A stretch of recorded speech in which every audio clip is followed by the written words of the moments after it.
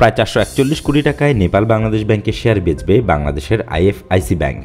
নেপাল বাংলাদেশ ব্যাংকে থাকা শেয়ার 618 কোটি 70 লাখ রুপিতে সারিকা চৌধুরী নামে এক নেপালের কাছে বিক্রির সিদ্ধান্ত নিয়েছে আইএফআইসি। বর্তমান বিনিময় হার অনুযায়ী এসব শেয়ার হস্তান্তর মূল্য 440 কোটি 73 লাখ টাকা। সোমবার ঢাকা স্টক এক্সচেঞ্জ বা ডিএসির ওয়েবসাইটে এই তথ্য প্রকাশ করা হয়েছে। বাংলাদেশের শেয়ার বাজারে তালিকাভুক্ত আইএফআইসি জানায়, তাদের হাতে থাকা নেপাল বাংলাদেশ ব্যাংকের সমুদায় উদ্যোক্তা শেয়ার 618 কোটি 70 লাখ নেপালি রুপিতে বিক্রির সিদ্ধান্ত নিয়েছে। এসব শেয়ার কিনবেন নেপালের রাজধানী কাঠমান্ডুর বাসিন্দা সারিকা চৌধুরী, তবে তার বিস্তারিত পরিচয় দেওয়া হয়নি। এখন নেপালের কেন্দ্রীয় ব্যাংক এবং অন্যান্য কর্তৃপক্ষ অনুমতি দিলে আইএফআইসি এই শেয়ার বিক্রি করতে পারবে।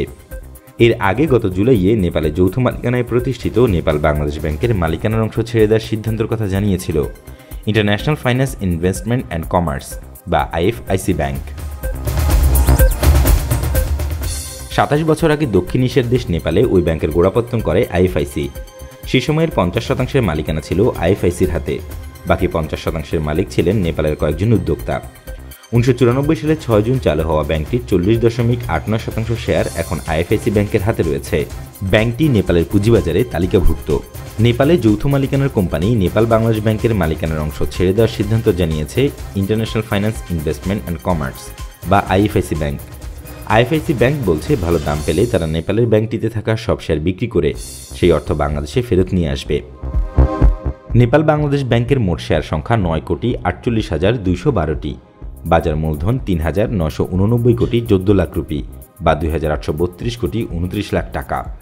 সে হিসেবে আইএফআইসি ব্যাংকের 40.58% শেয়ারের মূল্য দাঁড়ায় 1,158 কোটি 41 লাখ টাকা। মালিকানা ছেড়ে দেওয়ার খবরে বুধবার ঢাকার পুঁজিবাজারে আইএফআইসি ব্যাংকের শেয়ারের দাম বেড়েছে। মঙ্গলবার 12 টাকা 60 পয়সায় বিক্রি হওয়া এই শেয়ার বুধবার 13 টাকা 20 পয়সায় বিক্রি হয়েছে।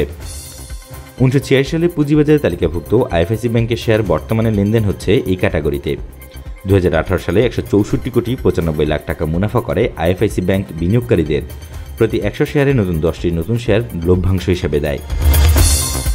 2019 সালে 282 কোটি 77 লাখ টাকা মুনাফা করে আইএফআইসি ব্যাংক। সেই বছরও বিনিয়োগকারীদের প্রতি 100 শেয়ারে নতুন 10টি নতুন শেয়ার লভ্যাংশ দেয়।